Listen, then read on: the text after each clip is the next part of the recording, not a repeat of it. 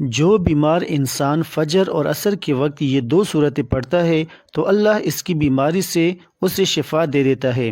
ناظرین، اسلام روایات کے مطابق فجر اور عصر کے اوقات بہت ہی مبارک اور خاص ہیں۔ یہ وہ اوقات ہیں جب اللہ سبحانہ و تعالیٰ کی رحمتیں اور برکتیں خاص طور سے نازل ہوتی ہیں۔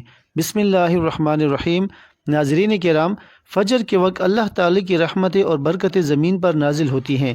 حضرت ابو ہریرہ رضی اللہ تعالیٰ عنہ سے مروی ہے کہ رسول اللہ صلی اللہ علیہ وسلم نے فرمایا کہ جو شخص فجر اور عصر کے وقت اللہ کے ذکر میں مشغول ہوتا ہے، اللہ تعالیٰ شانہ اسے جنت میں جگہ دیتا ہے۔ عصر کے وقت بھی اللہ تعالیٰ کی رحمت کا دروازہ کھلتا ہے اور یہ دعاؤں کی قبولیت کا خاص وقت سمجھا جاتا ہے۔ اس وقت میں انسان کی دعائیں زیادہ قبول ہوتی ہیں۔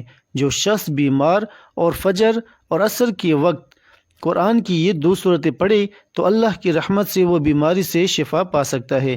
بیماری سے شفا کے لیے قرآن مجید میں کئی دعاؤں اور اعمال کا ذکر ہے جنہیں پڑھنے سے اللہ تعالیٰ کی رحمت اور شفایابی کی امید رکھی جاتی ہے۔ قرآن کریم ہمارے لیے نہ صرف ایک بہترین ضابطۂ حیات یعنی زندگی گزارنے کا قاعدہ ہے، بلکہ اسی میں ہمارے لیے دنیا اور آخرت کی نجات ہے۔ اس کی برکت سے جسمانی اور روحانی بیماریاں دور ہوتی ہیں، جہالت اور گمراہی کی تاریکیاں کافور ہو جاتی ہیں، بد عقیدگی اور بد اخلاقی جاتی رہتی ہے، اور خوش عقیدگی، خوش اخلاقی اور اللہ عز و جل کی معرفت حاصل ہوتی ہے۔ چنانچہ اللہ عز و جل قرآن مجید میں ارشاد فرماتا ہے، ترجمہ کنز الایمان، اور ہم قرآن میں اتارتے ہیں وہ چیز جو ایمان والوں کے لیے شفا اور رحمت ہے، اور اس سے ظالموں کو نقصان ہی بڑھتا ہے۔ اس آیت کریمہ کے تحت مفسر قرآن امام فرماتے ہیں، قرآن کریم ہر طرح کی بیماریوں سے شفا عطا فرماتا ہے، وہ روحانی امراض ہوں چاہے جسمانی۔ قرآن کریم کا امراض روحانیہ کے لیے شفا ہونا تو ظاہر ہے ہی، اس کی تلاوت کی برکت سے بکثرت امراض جسمانیہ سے بھی شفا حاصل ہوتی ہے۔ برے عقیدے اور برے اخلاق دفع ہوتے ہیں، اور عقائد حقہ اور معرفت الہیہ و صفات حمیدہ و اخلاق فاضلہ، صحیح عقیدے، اللہ تعالیٰ کی معرفت و پہچان، بہترین صفات اور زبردست اخلاق حاصل ہوتے ہیں۔ وہی مفسر قرآن علامہ ابن عطیہ انسی رحمۃ اللہ علیہ یہ بھی فرماتے ہیں کہ اس بات کا بھی احتمال ہے کہ آیت کریمہ میں شفا سے دم اور تعویذات کے ذریعے بیماریوں میں قرآن پاک کا فائدہ مند ہونا مراد ہے۔ مفسرین اعظام کی مندرجہ بالا تصریحات سے پتہ چلا کہ قرآن مجید پورے کا پورا شفا ہے، لیکن بعض صورتوں کے متعلق احادیث مبارکہ میں صراحتاً یعنی واضح طور پر مختلف بیماریوں سے شفا کا بیان فرمایا گیا، جیسا کہ سورہ فاتحہ کے متعلق ارشاد ہے۔ حضرت سیدنا جابر رضی اللہ تعالیٰ عنہ سے حضور پرنور صلی اللہ علیہ وسلم نے فرمایا، اے جابر، کیا میں تجھے قرآن میں نازل شدہ سب سے اچھی صورت نہ بتا دوں؟ سیدنا جابر رضی اللہ تعالیٰ عنہ نے عرض کی، کیوں نہیں یا رسول اللہ صلی اللہ علیہ وسلم؟ تو آپ صلی اللہ علیہ وسلم نے ارشاد فرمایا، یہ سورہ فاتحہ ہے۔ مزید فرمایا، اس میں ہر مرض کے لیے شفا ہے۔ محدثین کرام نے بیماروں پر قرآن مجید کی آیت پڑھ کر دم کرنے کی بھی کئی روایات نقل فرمائی ہیں۔ چنانچہ حضرت سیدہ عائشہ صدیقہ رضی اللہ تعالی عنہا بیان فرماتی ہیں کہ جب رسول اللہ صلی اللہ علیہ وسلم کے اہل میں سے کوئی بیمار ہوتا تو آپ صلی اللہ علیہ وسلم اس پر سورہ فلق یعنی قل اعوذ برب الفلق اور سورہ الناس یعنی قل اعوذ برب الناس پڑھ کر دم فرماتے تھے۔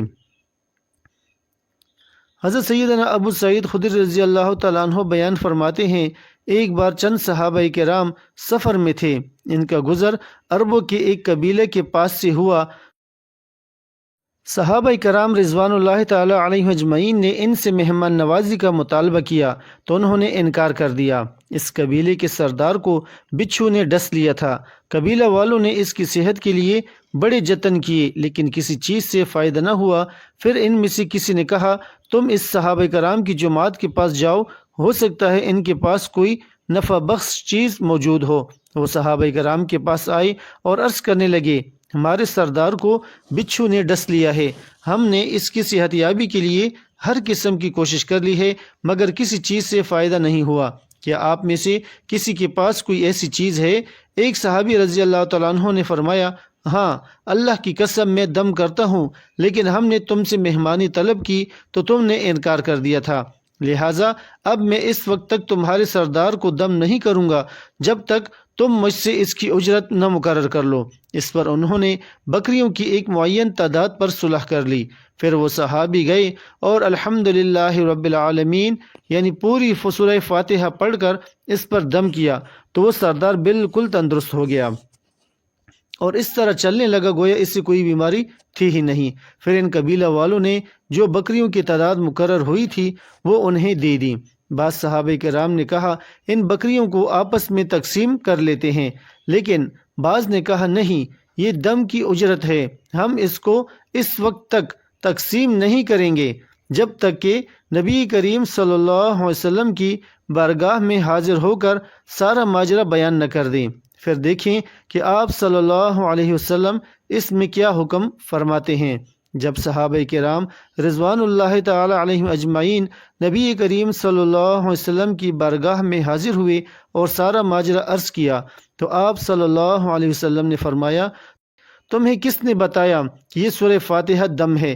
پھر آپ صلی اللہ علیہ وسلم نے فرمایا، تم نے درست کیا، ان کو آپس میں تقسیم کر لو اور اس میں سے میرا حصہ بھی دے دو۔ پھر آپ صلی اللہ علیہ وسلم مسکرا دیے۔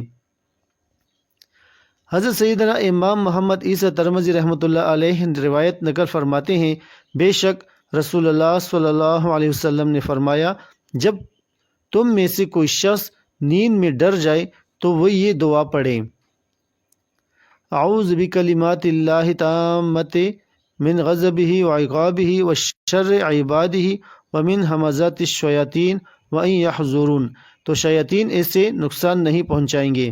حضرت سیدنا عبداللہ بن عمر رضی اللہ تعالیٰ عنہ اپنے بالغ بچوں کو اس دعا کی تلقین فرماتے اور جو نابالغ بچے ہوتے ان کے لیے یہ دعا کاغذ پر لکھ کر گلے میں لٹکا دیتے تھے۔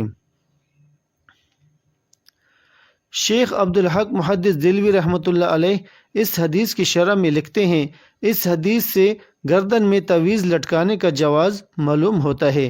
اس باب میں علماء کا اختلاف ہے، مختار یہ ہے کہ سیپیوں اور اس کی مثل چیزوں کا لٹکانا حرام یا مکروہ ہے، لیکن اگر تعویذات میں قرآن مجید یا اللہ تعالیٰ کے اسماء لکھے جائیں تو اس میں کوئی حرج نہیں۔ امام اہل سنت مولانا شاہ احمد رضا خان رحمۃ اللہ علیہ فرماتے ہیں، جائز تعویذ کے قرآن کریم یا اسماء الہیہ یعنی اللہ تعالیٰ کے ناموں یا دیگر اذکار اور اوراد دعاؤں سے ہو، اس میں اصطلاحاً حرج نہیں بلکہ مستحب ہے۔ رسول اللہ صلی اللہ علیہ وسلم نے ایسے ہی مقام میں فرمایا کہ تم میں جو شخص اپنے مسلمان بھائی کو نفع پہنچا سکے تو اسے نفع پہنچائے۔ قرآن حکیم کے ایک ایک حرف میں شفا ہے۔ جو مسلمان روزانہ آیت قرآن کی تلاوت کرتے اور باوضو رہتے ہیں، اللہ تعالیٰ ان کے لیے کشادگی پیدا کرتے ہیں۔ ایسے لوگ کبھی دنیاوی مسائل سے شاکی نہیں ہوتے، نہ انہیں ڈپریشن ہوتا ہے، ان کا دل اور دماغ پرسکون ہوتا ہے، جیسے کہ سورہ فاتحہ کو روزانہ پڑھنے والوں کا معاملہ۔ رسول اللہ صلی اللہ علیہ وسلم کا فرمان ہے کہ سورہ فاتحہ میں موت کے علاوہ ہر مرض کے لیے شفا ہے، تو آقائے دو جہاں صلی اللہ علیہ وسلم کا فرمان اس کی ضمانت دیتا ہے کہ سورہ فاتحہ پڑھتے رہنے والوں پر آسانیاں پیدا ہوتی ہیں۔ جو کوئی بھی سورہ فاتحہ کا عامل بن جاتا ہے، اس کا بے تحاشا ذکر کرتا ہے، تو ایسے لوگوں پر معاشی تنگی نہیں ہوگی اور انہیں غیب سے رزق ملے گا، بیمار ہوں گے تو جلد صحت یاب ہوں گے۔ سورہ فاتحہ کے عامل جب کسی کو دم کرتے ہیں تو مضی امراض سے چھٹکارا حاصل ہو جاتا ہے۔ اگر کوئی انسان کسی مصیبت کا شکار ہو جائے اور کوئی راہ نہ دکھائی دے تو اس سے چاہیے کہ 40 روز تک سورہ فاتحہ 125 بار پڑھ لیا کرے۔ اگر کسی مریض کی تیمارداری کے دوران اس کی شفا کے لیے اس کا ہاتھ پکڑ کر 7 بار سورہ فاتحہ باوضو پڑھی جائے تو وہ جلد صحت یاب ہوگا۔ اللہ تعالیٰ نے انسانوں کو پیدا کر کے اور زمین پر بھیج کر بے یار و مددگار اور شتر بے مہار نہیں چھوڑا، بلکہ ان کی رشد و ہدایت کے لیے انبیاء و رسل کا ایک عظیم سلسلہ شروع فرمایا۔ جو بستیوں اور علاقوں کی طرف مبعوث کیے گئے۔ ہر نبی کو اللہ تعالیٰ نے کوئی نہ کوئی معجزہ عطا فرمایا اور وہ معجزہ علاقے اور دور کے مطابق ہوتا تھا۔ سیدنا موسیٰ علیہ السلام کے دور میں جادو اپنے عروج پر تھا تو اللہ تعالیٰ نے موسیٰ علیہ السلام کو ویسا ہی معجزہ عطا فرمایا۔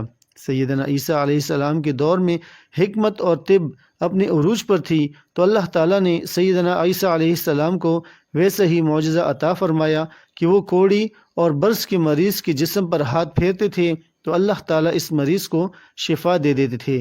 سیدنا داؤد علیہ السلام کے دور میں لوہے کا کاروبار اور لوہے سے زرہیں وغیرہ بنانے کا فن اپنے بامی عروج پر تھا تو اللہ تعالیٰ نے سیدنا داؤد علیہ السلام کو ویسا ہی معجزہ عطا فرمایا کہ آپ علیہ السلام کے لیے لوہے کو نرم بنا دیا گیا تھا۔ بالکل اسی طرح جناب محمد رسول اللہ صلی اللہ علیہ وسلم کے دور میں فصاحت اور بلاغت اپنے عروج پر تھی۔ عرب میں فصیح و بلیغ شعراء کا طوطی بولتا تھا اور عرب میں بڑے بڑے شعراء موجود تھے تو اللہ تعالیٰ نے جناب محمد رسول اللہ صلی اللہ علیہ وسلم کو ویسا ہی فصیح و بلیغ معجزہ قرآن کی صورت میں دیا جو یقیناً فصاحت اور بلاغت کا ایک عظیم شاہکار ہے۔ پہلے نبیوں کے معجزے ان کی دنیا سے جانے کے ساتھ ہی ختم ہو گئے، لیکن آقا علیہ السلام کا معجزہ قرآن کی صورت میں آج بھی موجود ہے اور تا قیامت موجود رہے گا انشاءاللہ، کیونکہ اللہ رب العزت نے اس کی حفاظت کا خود ذمہ لیا ہے۔ ترجمہ: بے شک ہم نے ہی یہ نصیحت نازل کی ہے اور بے شک ہم اس کی ضرور حفاظت کرنے والے ہیں۔ قرآن کریم کے بہت سارے فضائل ہیں۔ قرآن مجید ایک لا ریب یعنی شک و شبہ سے پاک کتاب ہے، اس لیے قرآن کریم کے ایک ایک حرف میں شفا ہے۔ قرآن شفا ہے۔ بیماری والا معاملہ ہر بندے کے ساتھ ہے۔ ہر بندہ بیمار ہو جاتا ہے اور اس سے شفا کے لیے علاج معالجے کی ضرورت ہوتی ہے۔ قرآن مجید اللہ تعالیٰ کا کلام ہے، یہ شفا ہے۔ اللہ تعالیٰ فرماتے ہیں وَنُنَزِّلُ مِنَ الْقُرْآنِ مَا هُوَ شِفَاءٌ وَرَحْمَةٌ لِّلْمُؤْمِنِينَ وَلَا يَزِيدُ الظَّالِمِينَ إِلَّا خَسَارًا، اور ہم قرآن میں سے تھوڑا تھوڑا نازل کرتے ہیں جو ایمان والوں کے لیے سراسر شفا اور رحمت ہے اور وہ ظالموں کو خسارے کے سوا کسی چیز میں زیادہ نہیں کرتا۔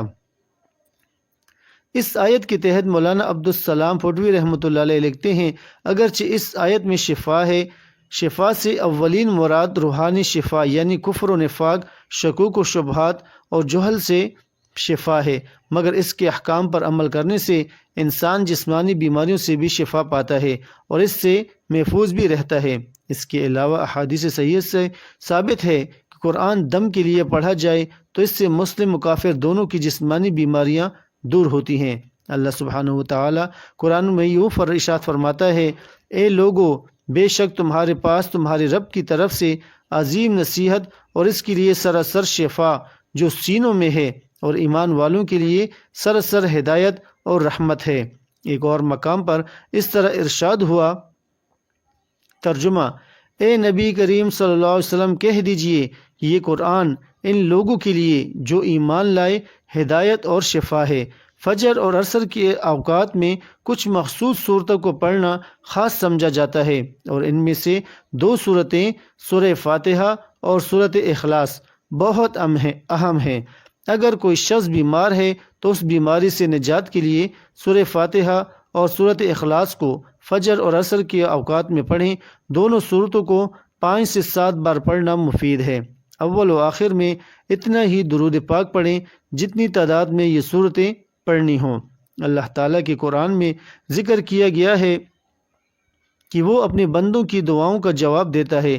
اگر کوئی شخص فجر اور عصر کو اوقات میں صحیح نیت کے ساتھ سورہ فاتحہ اور سورۃ اخلاص پڑھ کر اللہ سے شفا کی دعا کرے تو اللہ تعالیٰ اس کو بیماریوں سے شفا دے دیتا ہے۔ قرآن پاک کی یہ دونوں صورتیں یعنی سورہ فاتحہ اور سورۃ اخلاص نہایت ہی فضائل اور اہمیت کی حامل صورتیں ہیں۔ ہر مسلمان کو ان دونوں صورتوں سے استفادہ حاصل کرنا چاہیے اور ان دونوں صورتوں کو اپنی زندگی میں ضرور شامل کر لینا چاہیے۔ اس کے علاوہ جو لوگ اٹھتے بیٹھتے چلتے پھرتے سورۃ اخلاص کا ورد کرتے رہتے ہیں تو ان کے لیے بھی خصوصی انعامات کا ذکر کیا جاتا ہے۔ احادیث نبوی صلی اللہ علیہ وسلم سے معلوم ہوتا ہے کہ سورۃ اخلاص کا زیادہ سے زیادہ ورد انسان کی دنیاوی اور اخروی تمام ضرورتوں کے لیے کافی ہے۔ لہٰذا ناظرین کرام، ان 2 صورتوں کو ضرور بالضرور اپنی روزمرہ کی زندگی میں شامل کر لیں اور ان سے جس قدر ممکن ہو فائدہ حاصل کر لیں۔ اللہ تبارک و تعالی سے دعا ہے کہ نیکی کی بات کو سننے، سمجھنے اور اس پر عمل کرنے کی طاقت اور توفیق مرحمت فرمائے۔ میرا سنانا اور آپ کا سننا اپنی بارگاہ میں قبول و منظور فرمائے، آمین یا رب العالمین۔